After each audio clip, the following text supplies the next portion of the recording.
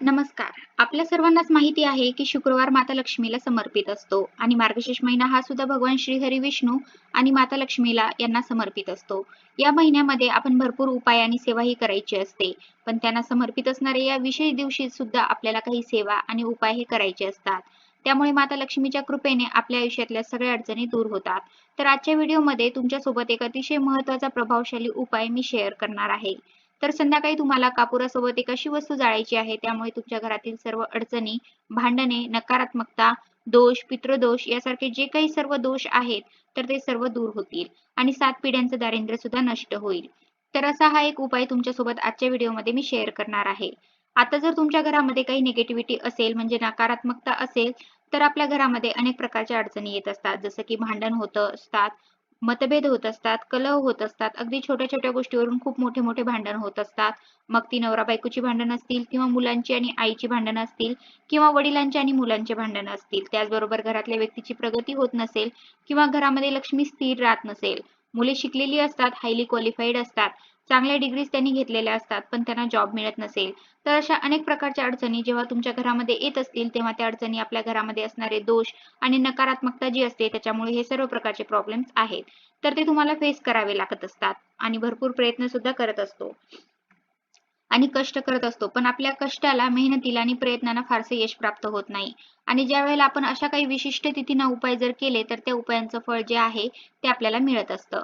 म्हणूनच आज जो उपाय तुमच्यासोबत मी शेअर करणार आहे, तर तो तुम्हाला आज संध्याकाळी शुक्रवारी संध्याकाळी आवर्जून करायचा आहे. आज संध्याकाळी 6 वाजल्यापासून ते रात्री दुपारी तुम्ही 12 वाजेपर्यंत तुम्हाला जेव्हा वेळ मिळेल, तेव्हा तुम्ही हा उपाय केव्हाही केला तरीही चालेल. खूप साऱ्या लोकांच्या मनामध्ये खूप साऱ्या प्रकारच्या वेगवेगळ्या इच्छा असतात आणि त्यासाठी ते भरपूर कष्ट करत असतात, मेहनत पण करत असतात, ट्राय करत असतात. पण अपेक्षेप्रमाणे त्यांचं जे उत्पन्न आहे किंवा त्यांना जो प्रॉफिट आहे, तर ते हवं तसं मिळत नाही. अशा वेळेला जर आपण काही उपाय केले, तर त्या उपायामुळे आपण जे काही कष्ट करत असतो किंवा जे काही आपण ट्राय करत असतो, तर त्याला फळही मिळत असतं. तर शुक्रवारचा जो स्वामी आहे, तर तो शुक्र ग्रह असतो आणि शुक्रदेव हे जे असतात ते संपत्ती, वैभव आणि ऐश्वर्य हे दर्शवत असतात. त्याचबरोबर आपल्या शास्त्रामध्ये शुक्रवारचा दिवस हा माता लक्ष्मीचा दिवस म्हणून सुद्धा आपण ओळखत असतो.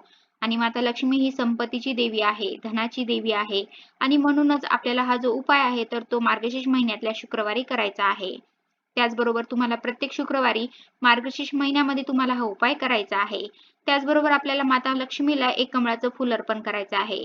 कमळाचं फूल हे माता लक्ष्मीला अतिशय प्रिय आहे. त्यामुळे तुम्हाला जर शक्य झालं तर तुम्ही कमळाचं फूल हे नक्की माता लक्ष्मीला अर्पण करा. त्याचबरोबर तुम्ही हे कमळाचं फूल अर्पण करत असताना तुमच्या मनामध्ये जी काही इच्छा आहे, तर ती इच्छा पण तुम्हाला व्यक्त करायची आहे. म्हणजे इच्छा व्यक्त करतच तुम्हाला कमळाचं फुले माता लक्ष्मीला अर्पण करायचं आहे. त्यामुळे सुद्धा आपली जी काही इच्छा आहे ती लवकरात लवकर पूर्ण होत असते. त्याचबरोबर माता लक्ष्मीच्या या दिवशी म्हणजे शुक्रवारच्या दिवशी आपल्याला लक्ष्मीचं स्तोत्र म्हणायचं आहे.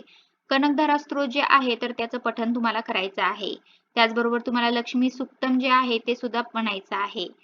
महालक्ष्मी सुक्तम जे आहे तर ते आपल्याला आपल्या दिंडोरी प्रणीत मार्गाचं स्वामीचं नित्यसेवेची जी पोथी किंवा पुस्तक आहे त्यात तुम्हाला इझिली मिळेल. तुम्हाला हे लक्ष्मी सुक्तम म्हणायचं आहे किंवा कनकधारा स्तोत्र तुम्हाला म्हणायचं आहे. अशा पद्धतीने तुम्हाला एक वेळेला याचं पठण करायचं आहे.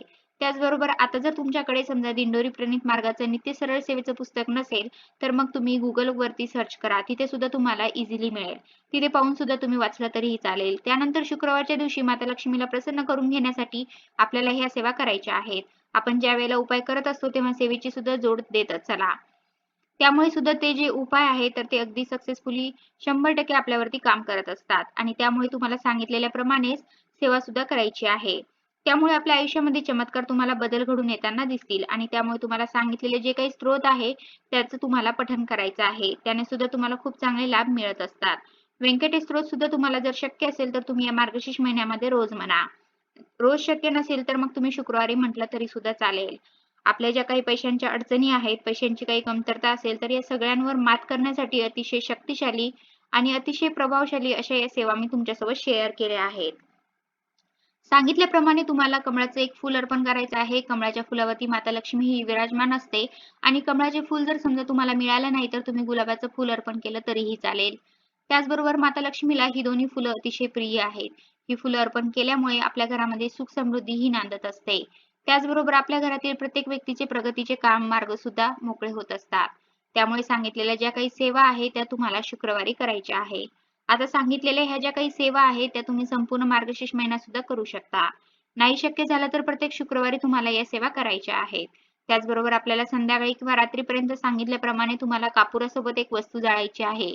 आता कापूर जाळण्यासाठी तुम्ही एक वाटी घ्या, मातीची पंती घ्या किंवा तुमच्याकडे कापूरदानी असेल तर ती तुम्हाला घ्यायची आहे. जे काही तुमच्याकडे अवेलेबल आहे तर ते तुम्हाला घ्यायचं आहे. त्याच्यामध्ये तुम्हाला भीमसेनी कापूर घ्यायचा आहे. 4 कापराच्या वड्या तुम्हाला भीमसेनीच्या घ्यायच्या आहेत. जर भीमसेनी कापूर असेल तर अतिशय उत्तम, नसेल तर जो कोणता कापूर तुम्ही वापरता तो कापूर घेतला तरीही चालेल. त्यानंतर या भीमसेनी कापूर आल्यावर तुम्हाला 2 लवंगा ठेवायच्या आहेत. त्यानंतर या चारही कापुराच्या ज्या वड्या आहेत तर त्या तुम्हाला 2 लवंगा टाकून माता लक्ष्मीची आरती करायची आहे. आता माता लक्ष्मीची आरती तुम्हाला सर्वांना माहीतच असेल. जी आपल्या गुरुवारच्या पोथीमध्ये आहे, गुरुवारची आपल्या मार्गशीर्ष महिन्याची व्रताची पोथी आहे, त्याच्यामध्ये तुम्हाला माता लक्ष्मीची आरती मिळेल. तर ती पाहून तुम्हाला या कापुरासोबत म्हणायची आहे. त्यामुळे आपल्या घरातील जी निगेटिव्हिटी आहे ती नष्ट होत असते. त्याचबरोबर देवी लक्ष्मीला प्रसन्न करण्यासाठी आपल्याला हा जो प्रभावशाली उपाय आहे तो करायचा आहे. हा उपाय केल्यामुळे आपल्या घरातील सर्व भांडण, दोष, अडचणी, निगेटिव्हिटी, 7 पिढ्यांचं दारिद्र्य हे सुद्धा नष्ट होत असतं आणि त्यामुळे आपल्याला मार्गशीर्ष महिन्यातील प्रत्येक शुक्रवारी हा उपाय करायचा आहे. लवंग या माता लक्ष्मीला अतिशय प्रिय आहेत. त्यामुळे शुक्रवारच्या दिवशी जर आपण लवंगाचा उपाय केला तर त्याचा आपल्याला जास्तीत जास्त फायदा मिळत असतो. त्यामुळे तुम्ही हा उपाय नक्की करा. कापूर जाळून झाल्यानंतर, आरती करून झाल्यानंतर ही जी कापराची राख आहे, तर ती संपूर्णपणे थंड झाली की प्रत्येक तुमच्या घरातील व्यक्तीवरती किंवा तुमच्या घरातील प्रत्येक सदस्यांच्या कपाळाला तुम्हाला लावायची आहे. जर तुम्हाला घरातील एखादी वस्तू खूप जास्त कटकट असेल, चिडचिड करत असेल, तर त्या व्यक्तीच्या कपाळावरती आवर्जून तुम्हाला एक टिका नक्की लावायचा आहे. तुमच्या घरामधील जी काही लहान मुलं आहेत, तर ती वारंवार किरकिरेपणा करत असतील, हट्टीपणा करत असतील, तर त्यांच्या सुद्धा कपाळावरती एक टिका तुम्हाला नक्की लावायचा आहे. त्याचबरोबर तुमच्या कमवणारा व्यक्ती म्हणजे कर्ता पुरुष असतो, तर त्याची प्रगती होत नसेल, तर त्याच्या कपाळावरती सुद्धा तुम्हाला आवर्जून हे लावायचं आहे. म्हणजेच काय, तुमच्या घरातल्या सर्व व्यक्तींच्या किंवा सर्व सदस्यांच्या कपाळावरती तुम्हाला हा टिका लावायचा आहे. त्याचबरोबर आपण जेव्हा कापूर जाळून माता लक्ष्मीची आरती करतो, तेव्हा कापूर जो आहे तो अभिमंत्रित होत असतो. त्याच्यामध्ये एक प्रकारची स्ट्रॉंग पॉवर क्रिएट होत असते किंवा ती समाविष्ट होत असते आणि त्यामुळे तुम्हाला हा उपाय नक्की करायचा आहे. त्यामुळे तुमच्या घरामध्ये, तुमच्या घरातील व्यक्तींमध्ये जी काही निगेटिव्हिटी आहे, दोष आहे, तर ते सर्व काही दूर होण्यासाठी मदत होते. त्यामुळे तुम्हाला हा उपाय नक्की आवर्जून करायचा आहे. धन्यवाद.